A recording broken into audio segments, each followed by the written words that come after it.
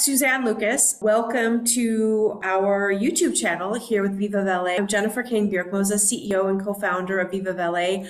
I am thrilled that you are joining us here on International Women's Day to talk about women in the workforce and being in the sandwich generation. Welcome.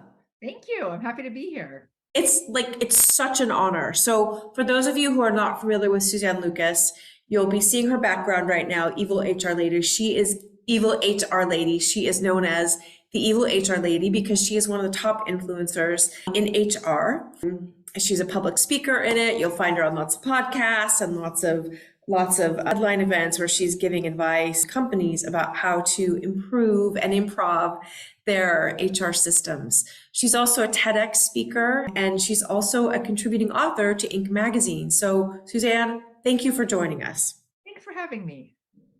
So a question for you that's burning from a Viva Valet perspective, because we're here to support the elderly so that they can live at home independently. So we know that our seniors, 93% of our seniors want to stay at home. They don't want to move. They want to be where they are. And we want to enable that by providing services that allow them to do that and keep the power of that in their own hands. We know that very often the caregivers who are the caregiving for these people are adult daughters, which we lovingly call the sandwich generation. These are women who are caring for the burden of children, and they're also caring for their elderly relatives and parents.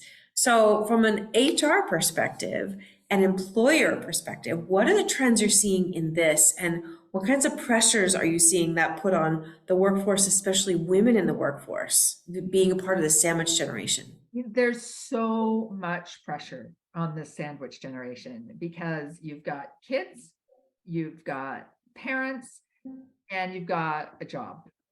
And you can't get rid of any of them, right? You can't just be like, bye, kids. And while you probably legally could just walk away from your parents, most people don't want to do that. And so there's this tremendous pressure to be everything to everybody.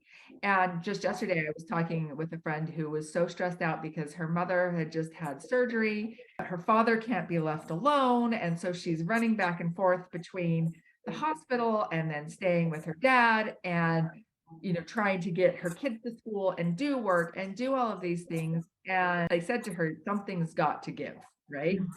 And in this case, I said, your mom has full-time caregivers in the hospital. You need to focus on your dad and your kids because you can't do all of those three things. But her mom's going to come home from the hospital and not have full-time caregivers. And then what, right? There's all of this kind of pressure on women, and we want to do it right. So as an employer, the costs of turnover are tremendous. And people don't necessarily realize that. But to replace someone, it costs between 50 and 200% of their annual salary. So if you have someone making $60,000 a year and they quit, you're going to have to hire someone else making $60,000 a year or more. So you haven't saved any money. And oftentimes you have to pay someone new more. And then it's going to cost you $30,000 minimum to recruit them, train them, get them up to speed. The more advanced the role, the longer the onboarding period is. You're like, oh, well, we just hired a new VP. Well, first of all, you're paying a headhunter for that. And they've got to learn your processes. I don't care how brilliant anyone is. They need to learn your processes, your products, whatever.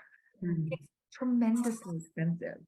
So if a company can do something to reduce these women from leaving the workforce, they're saving a fortune in doing so.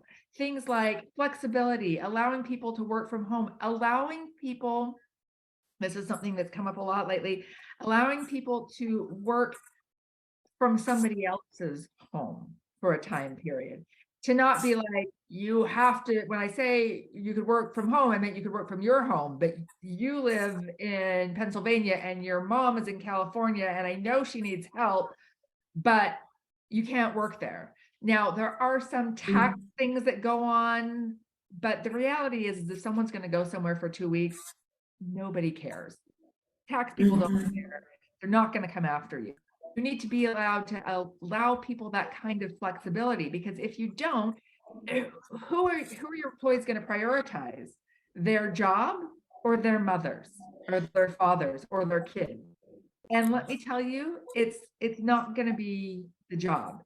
And so, and you're like penny pinching, no, I can't have her go to California for 2 weeks. I need her to be on site. She may quit, and you're going to end up spending $30, $50, $100,000 extra to replace her. Or whereas you could say, okay, take whatever time you need, or take a 2-week leave of absence. That's fine. And, one of the things that you need to remember is the laws around things. The Family Medical Leave Act allows people to take unpaid time off for a parent or someone who operated in loco parentis, which means if your aunt raised you, then you can take care of your aunt and have that covered. If your aunt didn't raise you, then it doesn't cover, but they needed to operate in loco parentis. And there was just a new ruling that came out that the amount of time you have for FMLA, for what we call intermittent FMLA, which is where I take a day here, a day there, or 2 hours every Tuesday to take my mom to chemotherapy or whatever. It's based on not just the 40-hour work week, but if someone is putting in 60 hours a week, they get their intermittent FMLA based on that 60 hours. Wow. So that's brand new, just came out. It's from the EEOC. And So we are recording today on what's today? The 23rd of February, 2023. Came out like last So week. this is brand new. This is brand new legislation that just came in for the United States. And this is national, or is it state-based? It's national. National. Okay. So thanks for that. Yeah. So the thing is that you can make it easy for someone to take intermittent FMLA, or you can make it hard for them. Legally, you have to do it no matter what if they qualify. But if you make it easy for them, they're going to feel loyalty to you. And they are going to work harder, and it's not going to be like this malicious compliance thing going on. So little things like following the law and not making it difficult to follow the law can make a huge difference in your retention. Huge. So following the law, I really like hearing what you said about not just working from home, but working from a home. So if mom's on a different coast or in a different state, or dad is, or you're in a different country, for example, and you have to then move around to be able to support your parents, then be able to allow that flexibility to do remote work wherever that is, follow the laws, as you say, and then perhaps have a little compassion that there's so much pressure on these women that are struggling with being sandwich generation moms. When a lot of these things are set up, and you see this in companies like with bereavement leave, where it's like, oh, if your parent dies, you get 3 days of leave. They all assume that you have a stay-at-home wife, because they were written by men, right? You have a stay-at-home wife that's going to take care of all the details. I don't have a stay-at-home anybody. My dogs would love to help, but unfortunately they don't have thumbs, so there's there's no writing. That's the problem with the pets. My cats don't have thumbs either. And if they did, then they would just eat all of the wet food. So it's small blessings. But there's this assumption that there's somebody else that will step in. Yeah. And for me, I'm one of 6 kids. So I have 5 siblings that do 99% of the work, because I live far away and they live close by. But not too many of us out there are one of 6 anymore. I have 2 kids. Yeah, exactly. And so I'm sorry, go ahead. Go on. No, go ahead. There's not anybody else for other people. There's not the stay-at-home spouse to take care of them. There's not a sister-in-law that's going to handle it all. And, things like doctor's appointments, even one of the most ridiculous things ever is just for something like a colonoscopy in the United States, they require you to have a driver. You can't even call an Uber for that. You have to have someone that will come and sit there and wait for you. So I had to take a full day off work so that my dad can get a colonoscopy. That's, that's the setup for making life more difficult. Yeah, but this is where, we're really proud at Viva Valet to have types of services like this, where we have, vendors, suppliers of driving services, of, home care, handymen, food delivery, drivers, maid services, laundry, those kinds of things that support the act of living at home so that the parents can continue to stay there.